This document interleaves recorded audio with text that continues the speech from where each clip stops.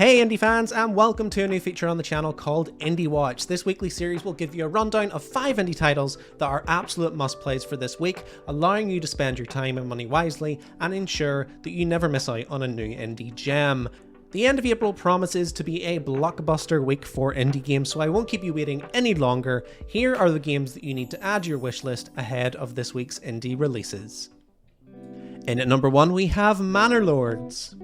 The marquee indie release for this week is undoubtedly Manor Lords, the game that is the most wishlisted game on Steam as I sit here today, and rightfully so because it looks like an absolutely brilliant prospect. Designed by just one man, this game promises to be a medieval strategy game that could rival the Age of Empires and Civilizations out there.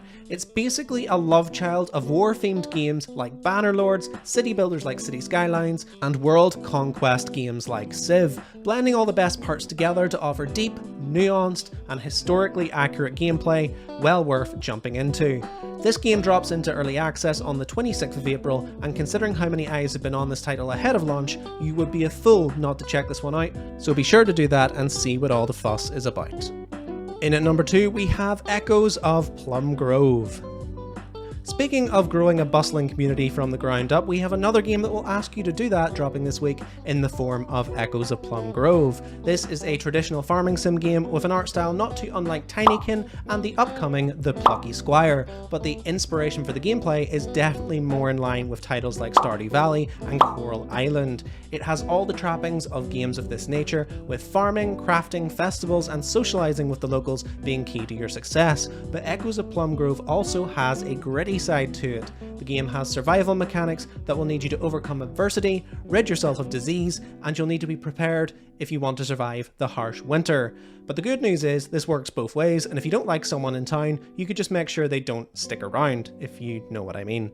It's a farming sim with a bit of bite, and it's well worth hopping into when it launches on PC on the 29th of April. In at number 3 we have another Crab's Treasure. Souls games are often pretty dark, gritty and serious affairs, so what about all the mechanics of a Souls-like, but with a pop of colour and some whimsy thrown in there for good measure? Well, that would result in the upcoming adventure Another Crab's Treasure, a Souls-like where you take on the role of a hermit crab as they try to find their shell that they happen to have misplaced, and through using a series of makeshift shells, you'll need to brave the perils of the deep beyond your coral reef in an adventure that feels like if Pixar made a Dark Souls game. You'll need to turn trash into treasure, master the umami powers of the sea, and find out if it really is better down where it's wetter. This one drops on the 25th of April on PC and console, so grab a shell and get going. In at number 4 we have Pine Harbor. Our 4th entry is one for the horror fans in the chat. Next we have Pine Harbor, a spooky FPS horror game that places you in a foggy and unsettling fishing town which has a bit of the Silent Hills about it.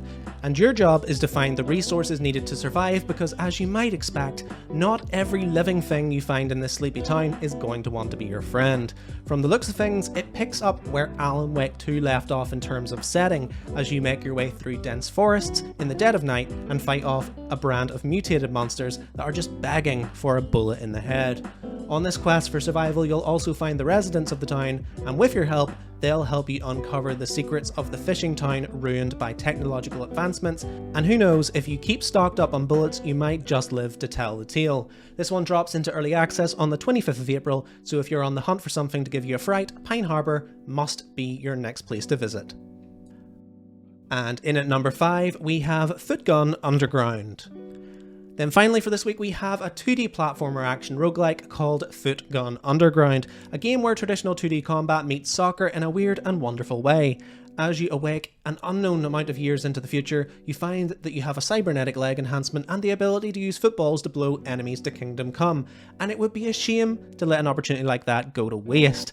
You'll learn the ropes as you unlock new powers, and seeing as it's a roguelike, dying is part of the gig, but with each death you'll unlock new abilities, get further through the underground, and along the way you'll encounter a series of bosses that are practically begging you to volley a ball right in their face. Cards on the table, this is a bit of a punt on my end because it could either be really awesome or really terrible, but based on first impressions and the concept alone, I think you should give Footgun a try when it drops on PC on the 30th of April.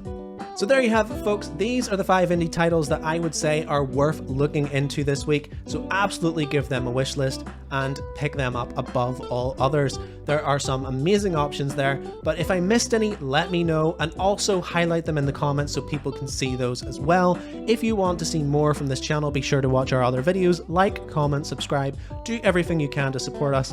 And until next time, guys, I've been Cal, and I'll see you next time.